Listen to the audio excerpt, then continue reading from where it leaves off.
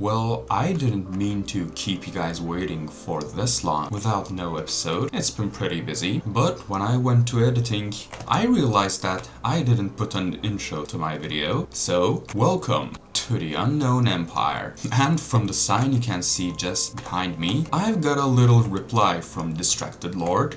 At least my voice is cool. Is my voice that good? Perhaps. So I had to retaliate with a scarecrow on the war that I started. But hey, at least it's kinda scary. Ooh, his and Min's area is looking pretty cool and advanced. Theirs and everyone else's links will be in the description, so I thought giving them a little gift would be cool. Anyway, it's about time that I go to the episode with the actual progress, which is a lot for my standards. First, Ramon discovered the first nether fortress of the server, and I kinda helped him discover it. It wasn't a big one, but it had a blaze spawner, which was what we were after, and he was very generous to give me 2 ancient debris of his. He'd already set up the killing chamber, so we just went ham in it. So we just slayed blazes until we had a 64 total of blaze rods, which took a while without any looting swords. We later hopped onto voice chat, but for some reason I couldn't manage capturing his audio, so I'll disappointingly skip these parts. And the whole adventure turned into a sleepover at his place, and we went to the spawn town to set up our very own potion shop, in which we ran into a very simple but unsolvable problem. Nether wart. Did you get any? I think that was the first nether fort, so I doubt anyone else has. So I went back to the nether in hopes of finding any nether wart, found a bastion that was already explored, and I had a pretty bad accident here. No, don't do this to me. Got destroyed by the piglin that was wearing my item, and even though I got revenge on the piglin, I had my better pickaxe with me and it got unfortunately despawned. And the nether fort didn't have any nether wart rooms, so we just had to abandon the shop for the moment. And when I tried to go back in, I got lost and found myself in a lush cave, tons of torches and no exit in sight. And while exploring there, I found the amethyst cave, which was used as a teaser for this SMP. It was jaw-dropping and it's still beautiful, but it had no exit in sight, so I asked the group if anyone knew how to exit this cave, and this was the response I got.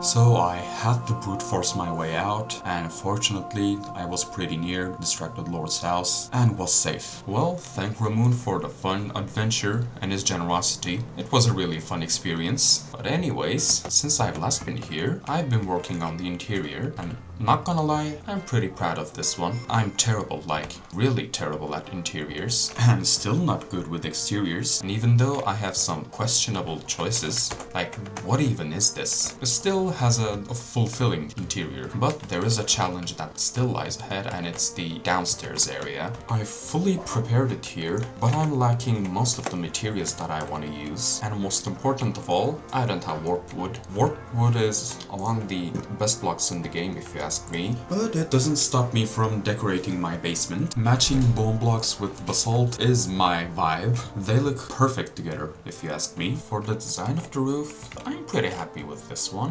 Whatever I do, the super smelter will look funny, so I'm just gonna leave it at that. And whenever I'm feeling in doubt, I simply use more basalt and keep the patterns going, and it usually works out for me. And with that, I think the main frame of the basement is done, yet I don't know if my portal should stay like this. I didn't plan that ahead. And there we go. Just covering the rest of the floor in deep slate tiles should be a safe option. Adding the randomized patterns on the walls do add a lot. I plan to use the checkerboard kind of design for the walls all over, but using a more randomized pattern should work better. The walls this way look a little bit more dynamic and a little bit more underground, you know? Question number 1 though.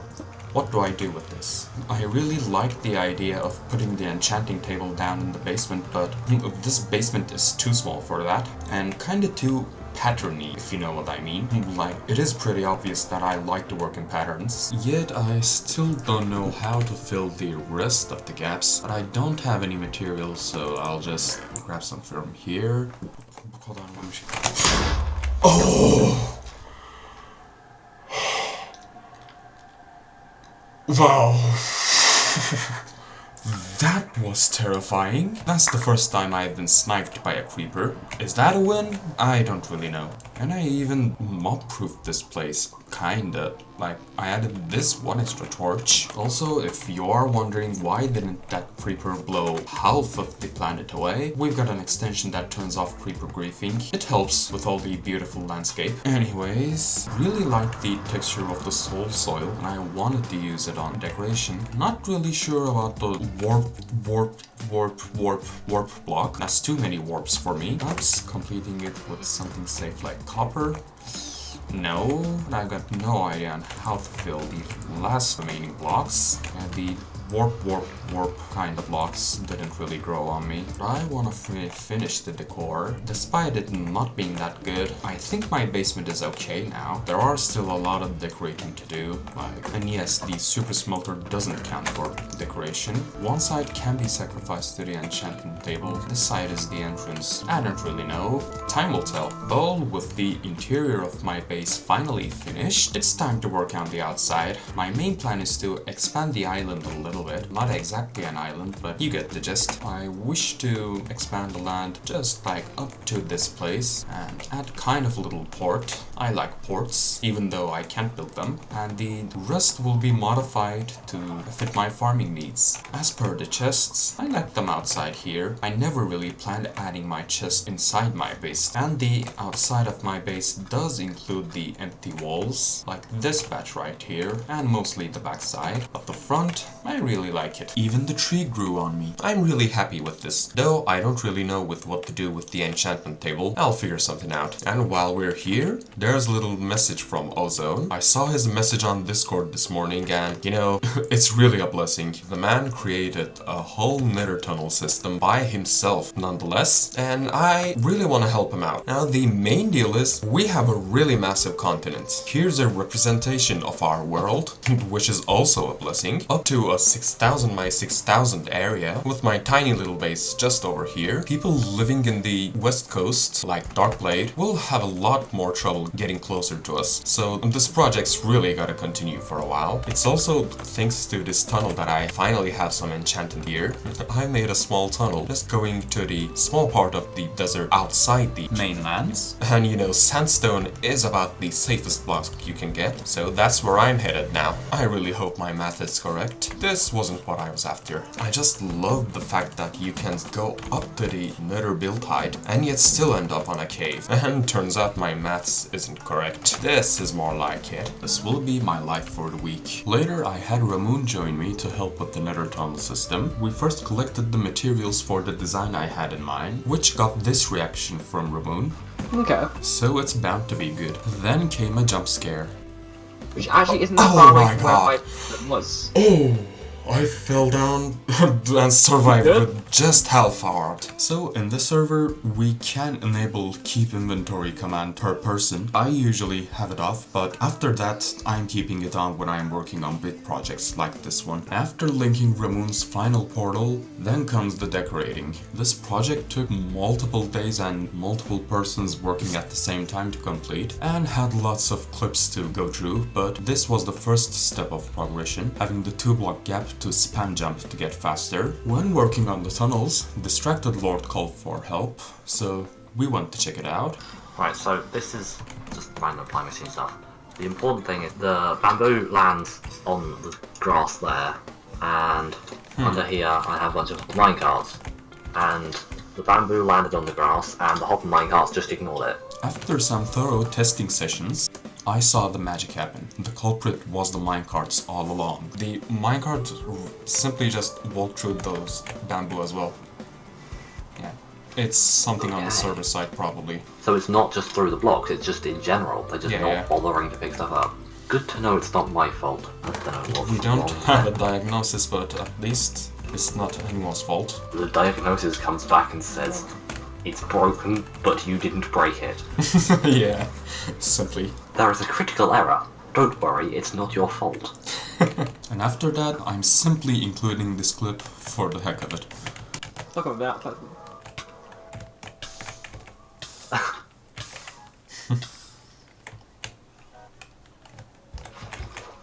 Thank you. It's the thought that matters. Saves your life right there. Turns out the issue was using activator rails, locked hopper minecarts, and using just powered rails for the corners fixed all the problem. And here's this season's boat scene with Distracted Lord. Can't really have enough of those. Get down to the funky sound.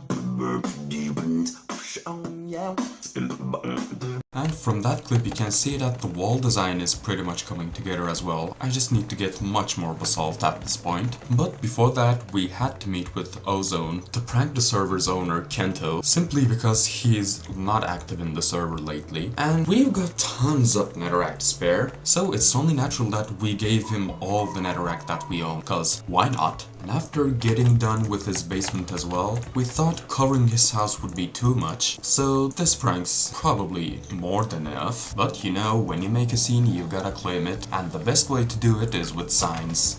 We left Kento our regards, also an apology, and made way. And with Ozone covering all the corridors with ice and buttons, and me finally finishing up the walls, mostly, we still need to work on some decorations. Our nether tunnel system is finally done. Having a whole nether tunnel system built up really hits different, you know. I've never had or used one of those, or even used boats on ice for that matter, and it's a lifesaver. To fulfill the needs for the warped wood, I built this pretty simple setup that I saw from Impulse SV, in which you just spam click both buttons with a mushroom on your offhand, but it's run as course so it can stay like this. And I've built myself a little garage for my boat, which I think is both funny and useful, really. What's not to love about this speed? All our basalt needs were also provided by Ozone with the simple generator, but we don't have a beacon, so it really took a while. This wouldn't have been possible without him, so hit it! Deja vu, I just been in this place before. Higher on the street, and I know it's my time to go. Well, we've got big things coming up for the next episode, so I really hope you stay tuned for that. This is about all I can get for this episode. It was a pretty big episode for me. If you wonder how we built the house behind me and its garden, make sure to catch the last episode. Well, other than that, hope to see you soon. See ya!